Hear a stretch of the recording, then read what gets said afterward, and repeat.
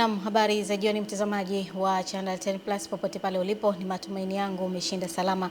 Karibu kwenye taarifa yetu ya habari ya kutwa nzima leo kutoka hapa Channel 10 Plus. Msomaji wako ni mimi Fatma Hassan. Karibu.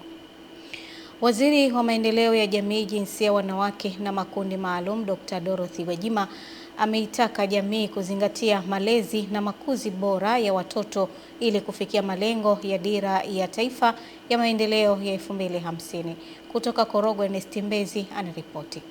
Dr. Gwajima ametoa wito huo wakati wa ziara yake wilayani Korogwe mkoani Tanga mara baada ya kutembelea na kuweka jiwe la msingi la ujenzi wa bweni la wasichana katika shule ya sekondari Buna na baadaye kuzungumza na wanafunzi, walimu pamoja na wazazi wilayani humo. Ukiisoma dira inafungamana kabisa na malezi na makuzi bora ya mtoto ili tulipata taifa la 2050 likiwa na tija katika ardhi ya Tanzania. Ndiyo maana hii ajenda tunaibeba kwa uzito na ukubwa. Aidha, Dr. Gwajima amezungumzia changamoto ya vitendo vya ukatili na unyanyasaji dhidi ya watoto, huku mwakilishi wa mkuu wa wilaya Korogwe ambaye ni mkuu wa wilaya Handeni Salum Nyamwese akieleza hatua anazoendelea kuchukua katika kukabiliana na vitendo hivyo wilayani humo. Mashuleni kwetu watoto hawako salama, wanafanyiwa humo. Wengine ni baadhi ya walimu wenye tabia mbovu. Mimi kesi zote ninazo. Watoto wengine wanafanyiana wao kwa wao, wamezoeshwa majumbani. Tumekuwa tukiendelea kuchukua hatua mbalimbali katika kudhibiti masuala ya ukatili wa kijinsia hususan kwa watoto, wanawake, na kwa sasa ndani ya wilaya Korogwe matukio ya ukatili yameendelea kupungua, lakini bado tunaendelea kutoa elimu kwa jamii kuachana na vitendo vya ukatili kwenye jamii. Hata hivyo, taasisi pamoja na mashirika mbalimbali yameendelea kuiunga mkono serikali katika mapambano hayo. Na hapa mkurugenzi wa taasisi ya Hope for Young Girls Bi Salama Kikudo pamoja na wadau wengine mkoani hapa wanasema, tumekuwa tukitekeleza miradi inayochangia matokeo ya mipango ya kitaifa, kuhakikisha shule zinakuwa salama na wanafunzi wanapata stadi zitakazowalinda dhidi ya unyanyasaji, ukatili, na kubaini changamoto wanazopitia, kuelimisha, kutokomeza tamaduni na mila zenye madhara zinazokiuka haki za wanawake na watoto nchini. Sisi mikakati yetu kwanza kabisa kushirikiana na serikali ya Jamhuri ya Muungano wa Tanzania katika kuboresha mazingira ya kujifunzia, lakini pia kutoa misaada mbalimbali ya kifedha na misaada ya kuboresha miundombinu ya kujifunzia, lakini pia kutoa elimu za stadi za maisha kwa wanafunzi wote wa mkoa wa Tanga. Kutoka wilayani Korogwe mkoani Tanga, mimi ni Ernest Mbezi, Channel 10. Serikali imesema imeweka utaratibu madhubuti wa kuhakikisha watoto waliopo katika vituo vya kulelea watoto nchini wanaishi kwenye mazingira bora, salama na yenye kuzingatia haki za mtoto kupitia sheria, kanuni na ufuatiliaji wa mara kwa mara unaofanywa na maafisa ustawi wa jamii kutoka ngazi ya wizara hadi halmashauri. Kutoka Dodoma, mwanahabari wetu Roda Simba anaarifu zaidi. Kauli hiyo imetolewa na Naibu Waziri wa Maendeleo ya Jamii, Jinsia, Wanawake na Makundi Maalum, Mhandisi Mary Priska Mahundi, wakati akijibu swali la mbunge wa viti maalum Lucy Kombani aliyehoji serikali ina utaratibu gani wa kuhakikisha watoto wanaoishi kwenye vituo vya kulelea watoto wanaishi kwenye mazingira bora na salama. Maafisa ustawi wa jamii kuanzia ngazi ya wizara, mikoa na halmashauri wanafanya ufuatiliaji na usimamizi wa mara kwa mara katika makao ya watoto ili kuhakikisha huduma bora za malezi zinatolewa kwa watoto na kuhakikisha ulinzi na usalama kwa watoto unazingatiwa. Kuhusu vituo vya kulelea watoto kupata changamoto katika kuwahudumia watoto, Mhandisi Mahundi anafafanua. Kwa kuwa vituo hivi kuna muda vimekuwa vikipata changamoto katika kuwapatia mahitaji watoto hawa na hivyo kulazimika kuomba msaada kwa wananchi. Je, serikali haioni haja sasa ya kutenga hata 2% kutoka kwenye mapato ya halmashauri zetu ili kuwasaidia hawa watoto katika kuboresha mazingira yao, hasa kwenye afya, elimu na hata wakati mwingine kwenye huduma za chakula bora? vituo hivi vya watu binafsi pekee viko 424 na vituo vya serikali viko viwili, kituo kilichoko pa Dodoma Kikombo pamoja na Dar es Salaam pale Kurasini. Sasa katika vituo hivi 424 tukisema tuendelee kuwezesha, huenda tukasababisha utitiri wa vituo, kwa sababu watu wanaweza akaona pia ni moja ya sehemu ya kujipatia kipato.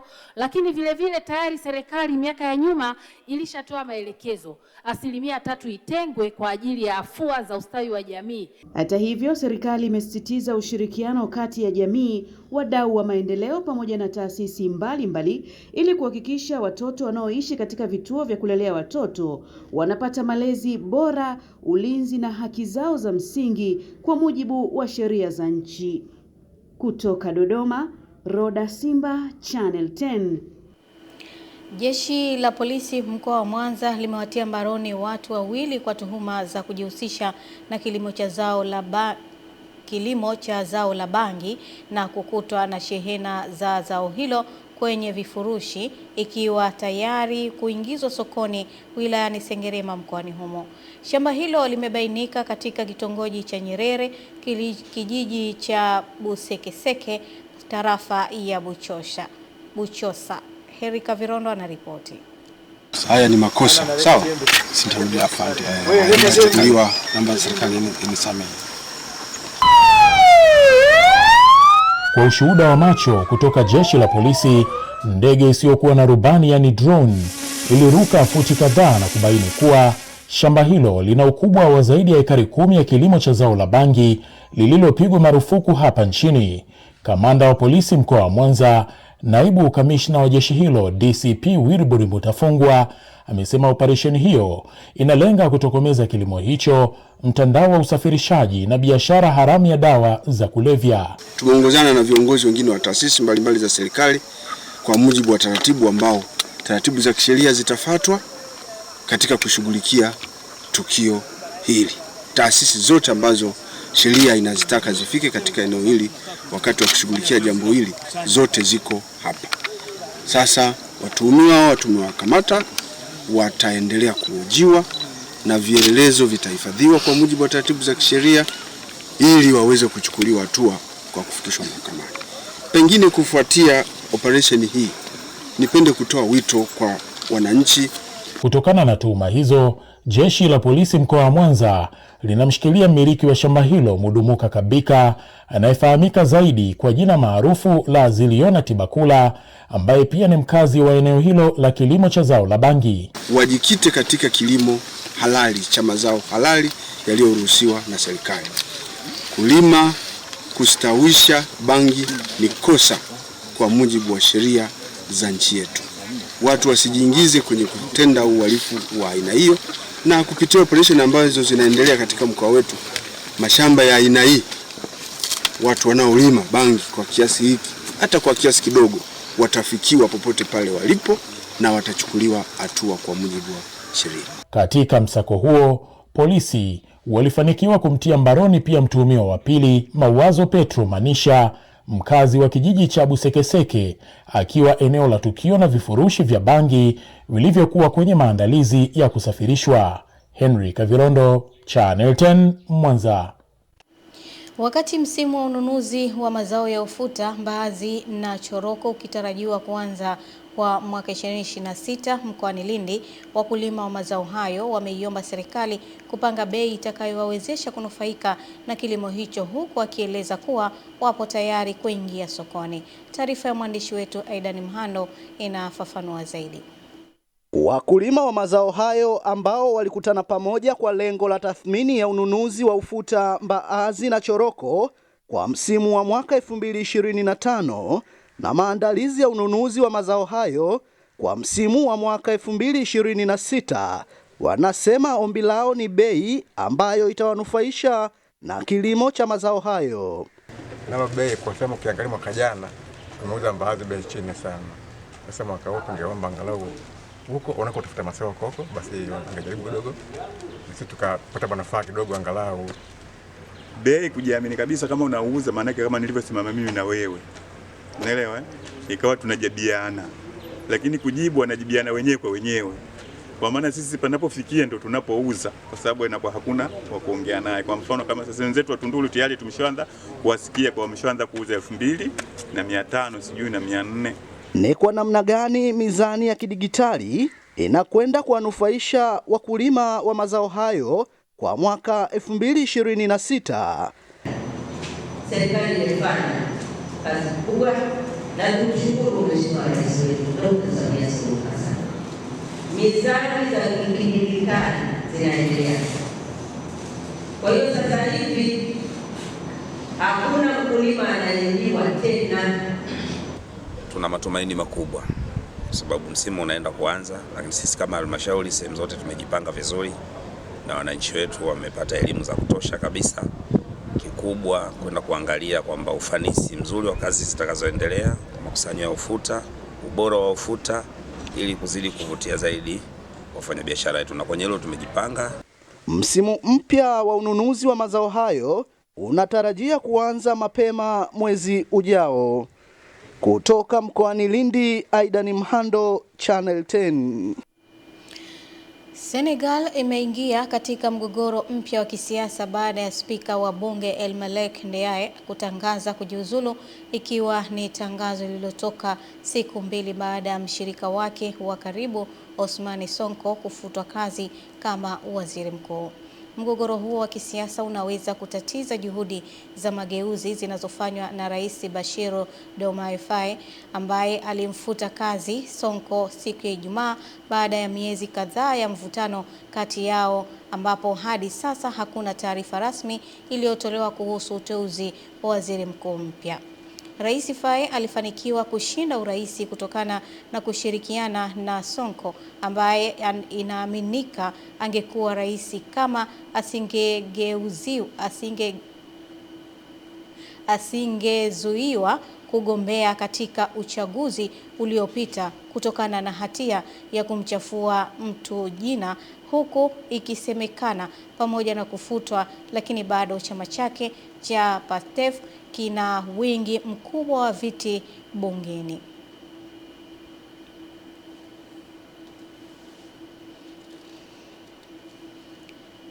Shule ya sekondari Ipande Mashariki wilaya ya Kyela mkoani Mbeya inakabiliwa na changamoto ya ukosefu wa maji, jambo ambalo limewaibua wananchi wa kata ya Ipande Mashariki kuiomba serikali kuwapelekea mradi wa maji ili waepukane na adha ya kufuata maji umbali mrefu. Epimakus Apolinari anafafanua zaidi.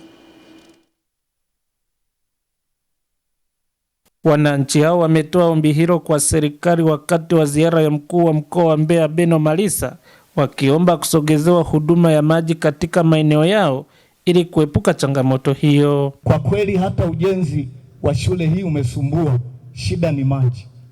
Maji kwa kweli hatuna, na mpaka sasa wanafunzi, watoto hawa wanalazimika kubeba maji, jambo ambalo sasa ni hatari na haliwezi kuleta sura nzuri kwa shule kama hii.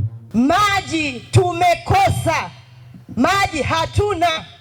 Wameweka tu kama kigezo kwamba tuna bomba tumeweka, wanakuja kututembelea kwamba tunataka mlipe bili ya maji, lakini hakuna maji ambayo tunapata. Kwa upande wake, mkuu wa mkoa wa Mbeya Beno Malisa amewataka wananchi kutoa ushirikiano pale serikali inapohitaji kutatua changamoto zinazowakabili wananchi, huku mkurugenzi wa halmashauri ya wilaya ya Kyela amewahakikishia wananchi kuwa halmashauri imetenga zaidi ya shilingi milioni 20 kwa ajili ya kupeleka maji katika shule hiyo. Nadhani tuna wajibu pia wa kutoa ushirikiano kwa serikali pale inapoonyesha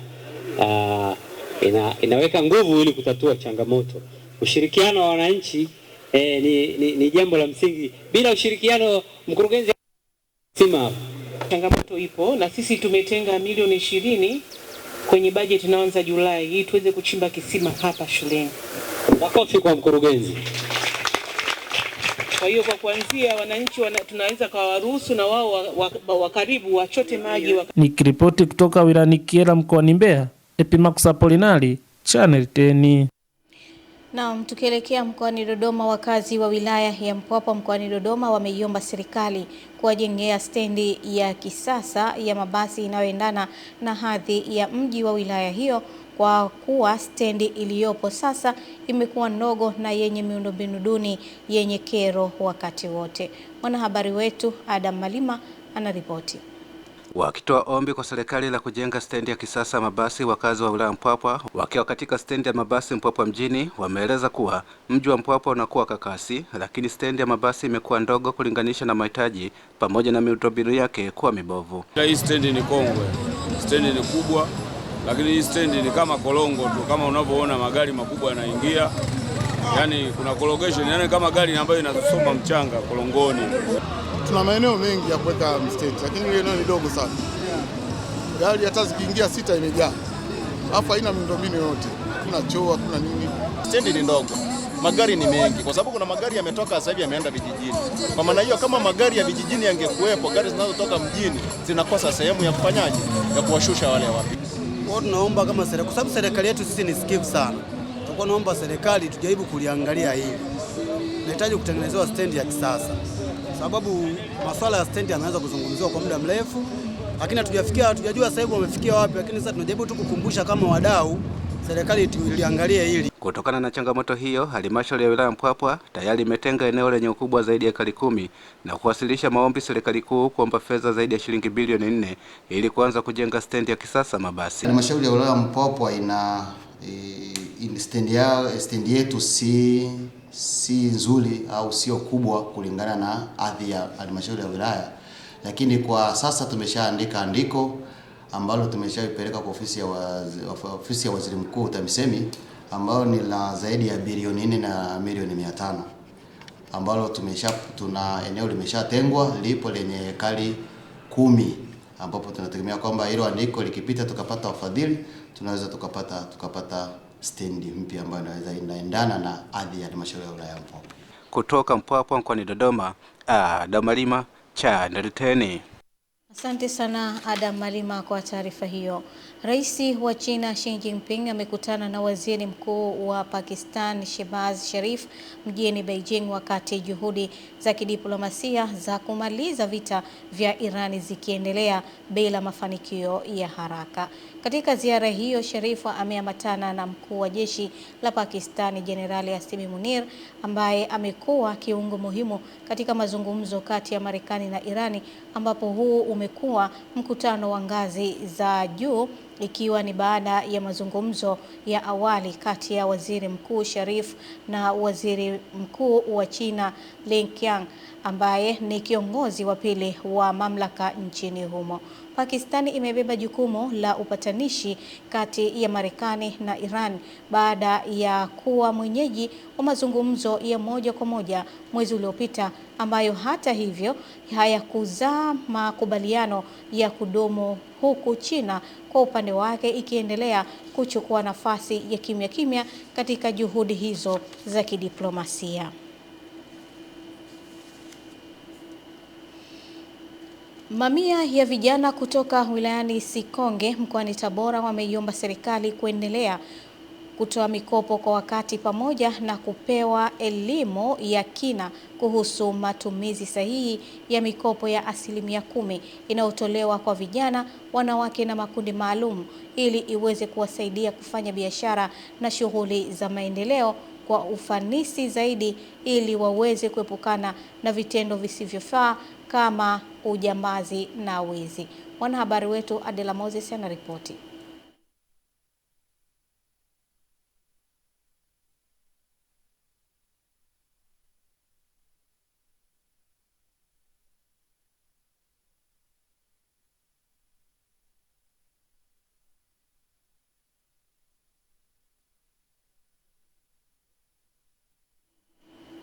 Naam, tukiondoka huko Irani sasa tuelekee nchini Marekani. Nchini Iran. Irani na Marekani zimepunguza matarajio ya kupatikana kwa suluhisho la haraka katika vita vilivyodumu kwa miezi mitatu, huku Rais Trump akisema amewaagiza wawakilishi wake wasiharakishe kufikia makubaliano na Iran. Waziri wa mambo ya nje wa Marekani Marco Rubio akiwa mjini New Delhi, India, amesema kunapaswa kuwepo na makubaliano mazuri, la sivyo Washington italazimika kuchukua hatua kwa njia nyingine, kwani mapendekezo yaliyopo ni pamoja na kufungua mlango bahari wa Hormuz na kuanzisha mazungumzo yenye tija yenye ukomo wa muda na suala la nyuklia. Naye msemaji wa Wizara ya Mambo ya Nje ya Iran, Ismail Baghai, amesema kwa sasa Iran inaendelea kujadiliana namna ya kumaliza vita na haijaanza kujadili masuala ya nyuklia kwa wakati huu.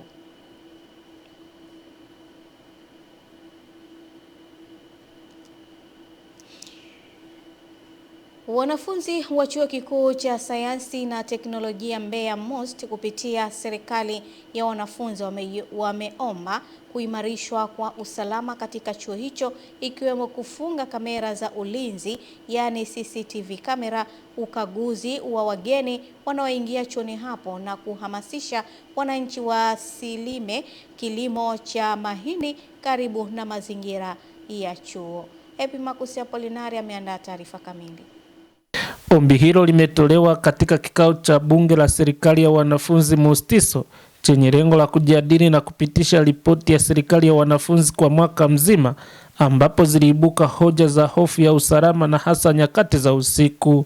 Usalama wakati wanafunzi wako likizo unadumishwa vipi? Kwa sababu unakuta vitu vya watu vinavunjwa, watu wapo likizo wanaibiwa vitu vyao. Sasa huo usalama saizi sana kilimo ambacho kinafanyika isiwe cha mahindi. Kilimo mahindi kwa kiasi kikubwa kinachochea sana swala la maarifa. Baada ya kutambua kwamba hawana maarifa, ulichukulia vipi hilo hapo? Uliruhusu waendelee kuwaumiza wanafunzi wetu au kuna namna ambavyo uliliweka ili wanafunzi wetu wasaidiwe? Hoja hizo zilielekezwa kwa Waziri wa Ulinzi na Usalama MUSTISO John Paul, na hapa anatoa majibu kama ifuatavyo. Tumeshatoa matangazo ya kutosha sana ya kuelimisha kwamba wakati wa usiku kuanzia saa 6 kutakuwa na sungusungu ambao watakuwa mtaani ili kulinda hali ya usalama, maana vibaka ni wengi especially kwa maeneo yanayotuzunguka wanafunzi. Ila wanafunzi wengi wanazunguka bila ID na wanafunzi wengine wana majibu ya hovyo. Aidha, pamoja na changamoto hizo, Spika wa bunge la serikali ya wanafunzi MUSTISO Emmanuel Wilson Mirumbe ameeleza mafanikio katika uongozi wao. Moja kitu kizuri sana ambacho serikali imeleta leo, imeweza kujenga cafeteria inaitwa MUSTISO cafeteria. Kwa mwanafunzi hata mwenye kiasi kidogo cha pesa anaweza kupata chakula hapa chuoni. Ikiripoti kutoka mkoani Mbeya, Epimakusi Apolinari, Channel 10. Naam, asante sana Epimakusi Apolinari kwa taarifa hiyo, na taarifa yake basi inatupa nafasi sasa kwenda kuziangaza habari za biashara na uchumi. Endelea kusalia nasi.